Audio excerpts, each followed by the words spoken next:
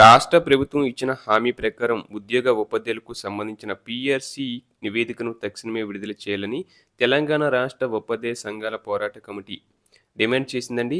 TSUTF Sangareddy జిల్లా పొల్కల్ మండల committee ఆధ్వర్యంలో మంగళవారం నాడు మండల పరిధిలోని పలు ప్రభుత్వ పాఠశాలలను సంఘం నాయకులు క్షేత్రస్థాయిలో సందర్శించారు.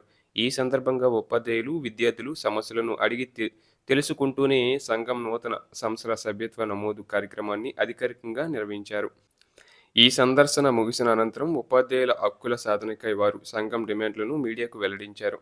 పాఠశాలల సందర్శన అనంతరం టీఎస్యూటీఎఫ్ జిల్లా ప్రధాన కార్యదర్శి సాయిలు మాట్లాడుతూ, రాష్ట్ర ప్రభుత్వం ఉపాధ్యాయులకు ఇచ్చిన అధికారిక హామీ మేరకు జూన్ నెలాఖరులోగా పీఆర్సీ కమిటీ నివేదికను బహిర్గతం చేయాల్సి ఉందన్నారు.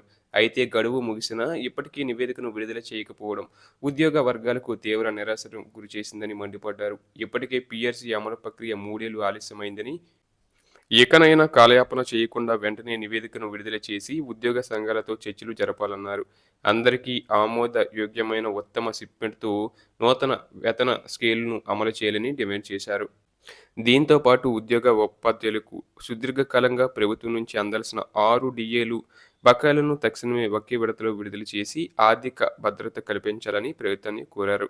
ప్రభుత్వ పాఠశాలల బలోపేతానికి ప్రతి గ్రామ పంచాయతీకి కనీసం ఒక పాఠశాల ఉండేలా చర్యలు తీసుకోవాలని, ప్రాథమిక పాఠశాలల్లో విద్యా ప్రమాణాలు పెంచేందుకు ప్రతి తరగతి గదికి ఒక ఉపాధ్యాయుడిని నియమించాలని సంఘం సూచించింది.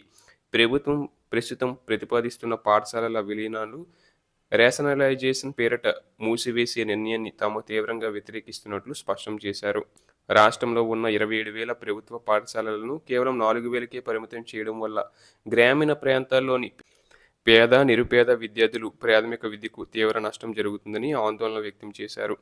ప్రభుత్వ విద్యను నిర్వీర్యం చేసే ఈ మూసివేత ప్రతిపాదనను ప్రభుత్వం తక్షణమే ఉపసంహరించుకోవాలని డిమాండ్ చేశారు.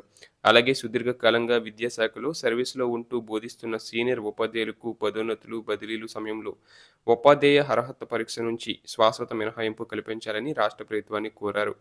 ఈ పాఠశాలల సందర్శన మరియు నిరసన కార్యక్రమంలో టీఎస్యూటీఎఫ్ పొల్కల్ మండల అధ్యక్షులు బి అశోక్, సంఘం మండల ప్రధాన కార్యదర్శి నరసింహ, ఉపాధ్యక్షుడు దేవేందర్, సీనియర్ ఉపాధ్యాయ నాయకులు మెరర్జీతో పాటు పలు ప్రభుత్వ పాఠశాలల ప్రధాన ఉపాధ్యాయులు పాల్గొన్నారు.